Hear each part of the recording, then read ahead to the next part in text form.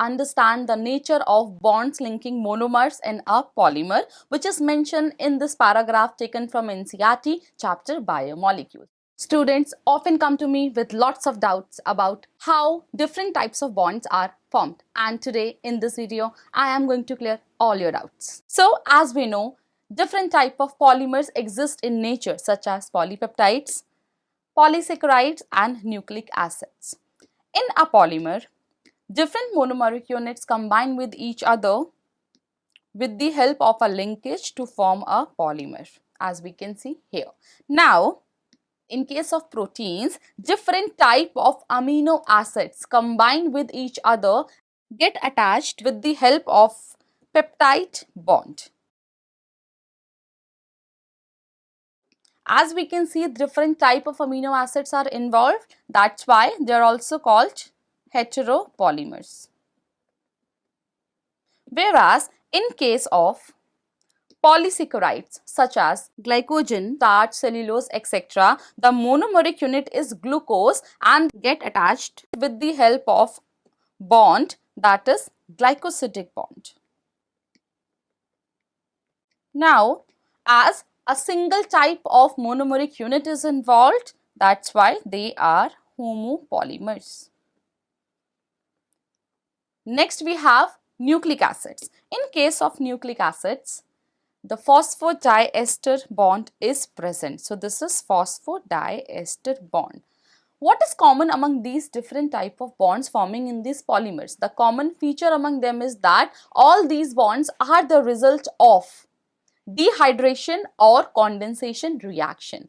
What is condensation reaction or dehydration reaction? So let's try to understand this.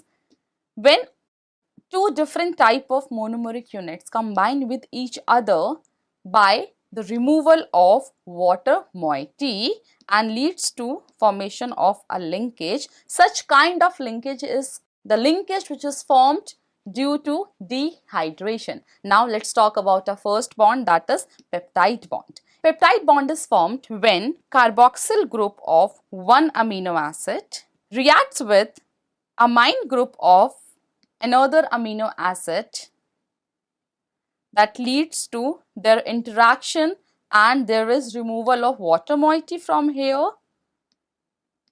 and what we can see is that CNC type of bond is formed here, CNC, and it is a peptide bond. So this is how peptide bond is formed as a result of dehydration. Next we have glycosidic bond. When we talk about glycosidic bond, what we have here on the screen is two different glucose molecules. So there is interaction between carbon number 1 of first glucose monomer and carbon number 4 of second glucose monomer, that leads to removal of water moiety, as we can see here, and the bond which is formed here is glycosidic bond, or as we can see, this bond is formed and oxygen is present here, that's why it is also called O-glycosidic bond. At last, we have nucleic acids.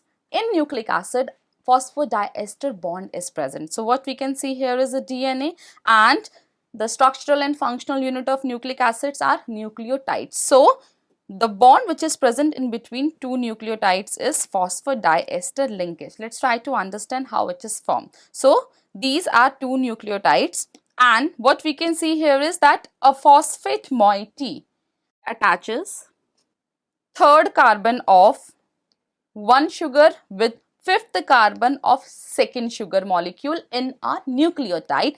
So this is bond number 1 and it is a phosphoester bond. Similarly, a phosphoester bond will form here as well.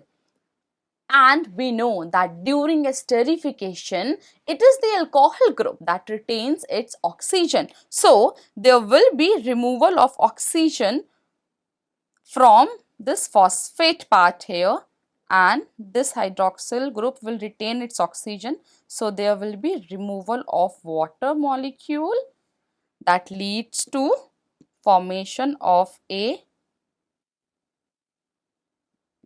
phosphoester bond here. Now, as there are two phosphoester bonds, that's why the linkage is called phosphodiester